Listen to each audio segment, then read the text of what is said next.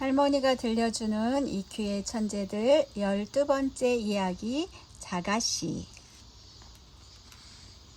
자가씨는 매우 작았어요. 아마 여러분이 지금까지 본 사람들 중에서 가장 작은 사람일 거예요. 아니, 어쩌면 여러분이 한 번도 보지 못했을지도 모릅니다. 왜냐하면 그는 하도 작아서 여러분의 눈에 띄지도 않았을 테니까요. 자가씨가 얼마만큼 작으냐 하면 키가 핀 하나 크기만큼 밖에 되지 않았어요. 핀 하나. 핀을 본 적 있죠? 그렇습니다. 그래서 흔히 자가씨를 핀씨라고 부른답니다. 자가씨는 넓어시의 정원 한 구석에 피어있는 데이지 꽃 밑에다 작은 집을 짓고 살았어요. 그것은 아주 작은 집이었지만 자가씨한테는 참 잘 어울리는 훌륭한 집이었죠. 이 이야기는 자가씨가 직장을 구하려고 돌아다녔을 때의 이야기입니다. 문제는 자가씨가 할 수 있는 일이 흔하지 않았어요. 핀 하나 크기밖에 안 되는 자가씨한테 어울리는 일이 뭐가 있겠어요? 자가씨는 무슨 직업을 구할까 하고 오랫동안 궁리를 거듭했지만 뾰족한 생각이 떠오르지 않았어요. 전혀 생각이 떠오르지 않았답니다. 그는 점심을 먹으면서 생각을 했어요. 그는 완두콩 반 조각, 빵 부스러기 한쪽, 레몬 주스 한 방울이 점심이었어요. 자가씨는 이렇게 많은 양의 점심을 먹으면서 생각을 거듭했지만 아무런 해답도 얻지 못했어요. 생각을 많이 하다 보니 갈증이 나서 그는 레몬 주스 한 방울을 더 따라 마셨어요. 그렇지. 그는 자리에서 팔딱 일어났어요. 널버씨한테 가서 은어를 드리는 거야 하고 중얼거리며 자가씨는 자기 집을 나서서 정원 끝에 있는 널버씨 댁을 향해 출발했어요. 자가씨처럼 작은 사람에게는 정원의 끝에서 끝까지도 먼 길이었으므로 가는 도중 쉬어가기로 했어요. 그는 숨이 차서 작은 조약들 위에 올라 앉아 쉬었어요. 벌레 한 마리가 기어가다가 멈췄어요. 안녕하세요, 자가씨. 벌레가 인사를 했어요. 안녕하세요, 징글씨. 자가씨도 평소에 잘 지냈던 벌레에게 인사를 했지요. 산책 나온 거요? 하고 벌레가 물었어요. 널버씨를 만나러 가는 중이에요. 아, 그래요? 취직 문제로 자가씨가 설명을 덧붙였죠. 아, 그래요? 벌레는 이렇게 말하고 기어갔어요. 징글씨는 말수가 적은 벌레였어요. 얼마 동안 쉰 다음 자가씨는 다시 출발해서 이번에는 쉬는 일이 없이 널버씨 댁에 이르렀어요. 그곳에 도착하자 그는 널버씨 댁의 뒷문에 난 계단을 올라갔어요. 그는 문을 노크했어요. 똑똑. 하지만 아무도 그 소리를 듣지 못했답니다. 다시 노크를 했어요. 똑똑. 역시 아무도 그 소리를 듣지 못했죠. 문제는 자가씨처럼 몸이 작다 보니 노크 소리가 작을 수밖에 없었어요. 자가씨는 위로 올려다보았어요. 그의 머리 위 높은 곳에 초인종이 있었어요. 어떻게 저 초인종을 누른다? 손이 닿아야 말이지. 자가씨가 중얼거렸어요. 어떻게든 초인종을 누르기 위해 벽을 기어오르기 시작했죠. 그는 벽돌을 하나씩 올라갔어요. 그런데 벽돌 4개를 올라갔을 때 그만 아래를 내려다보았어요. 현기증을 일으킨 그는 밑으로 떨어지고 말았어요. 쿵. 아우쿠. 자가씨는 아픈 머리를 문질렀어요. 바로 그때 발자국 소리가 들렸어요. 우체국 아저씨였어요.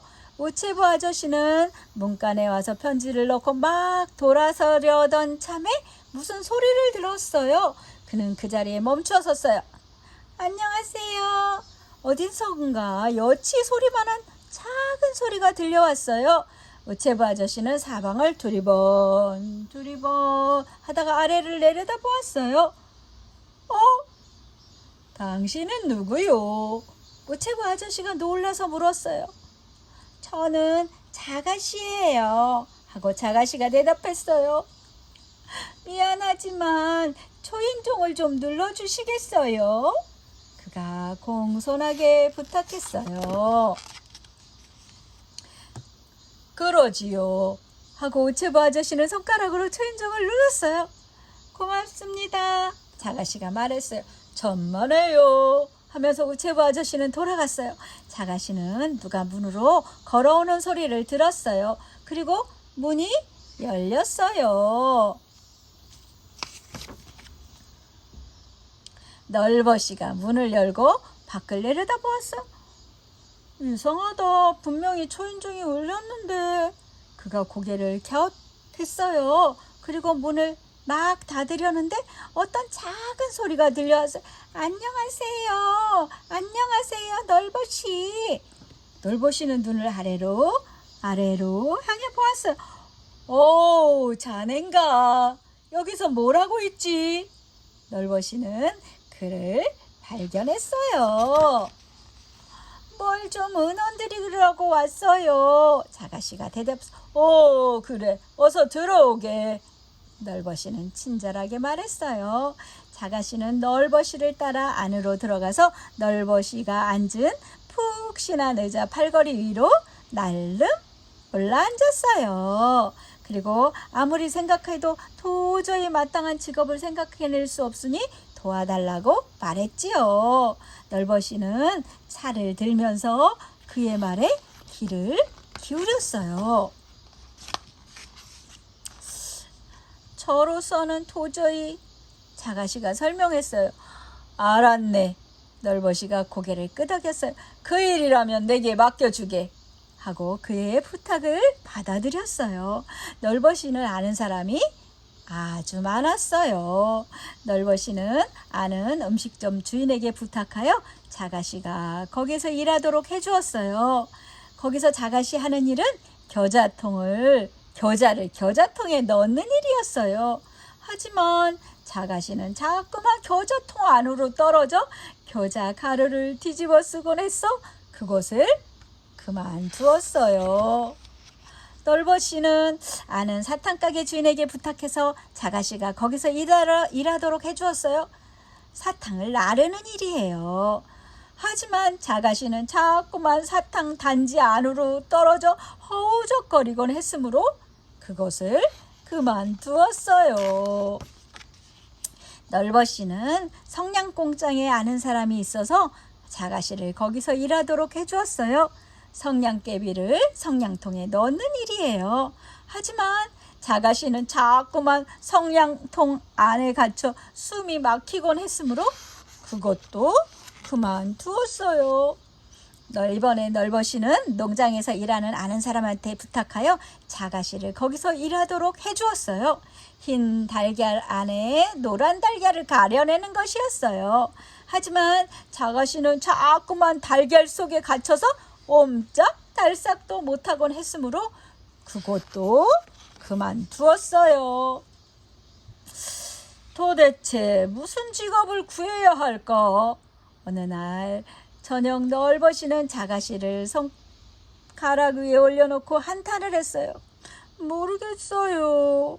자가씨도 힘없이 대답했어요. 한 가지 더 생각나는 일이 있긴 한데. 널버씨가 말했어요. 무슨 일인데요?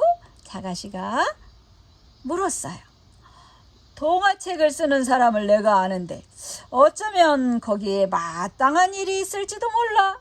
널버씨가 희망을 걸고 말했어요. 그래서 다음날 널버씨는 자가씨가 동화책 쓰는 사람을 만나도록 해줬어요. 제가 도와드릴 일이 뭐 없을까요? 자가씨가 물었어요. 있고 말고. 그 사람이 반갑게 대답했어요. 저 연필을 내게 건네주게. 그리고 지금까지 자네가 겪어왔던 일들을 내게 얘기해 주는 거야.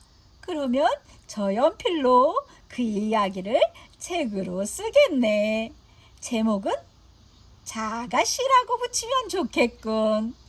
하지만 아이들이 저에 관한 이야기를 좋아하지 않을 텐데요. 자가씨가 깜짝 놀라 펄쩍 뛰며 외쳤어요. 아니야, 좋아할 거야. 좋아하고 말고. 그 사람은 자신 있게 대답했어요. 여러분, 정말 자가씨 이야기가 재미없나요? 그렇지 않지요?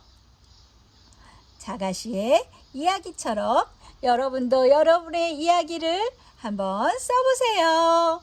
사랑하고 축복합니다.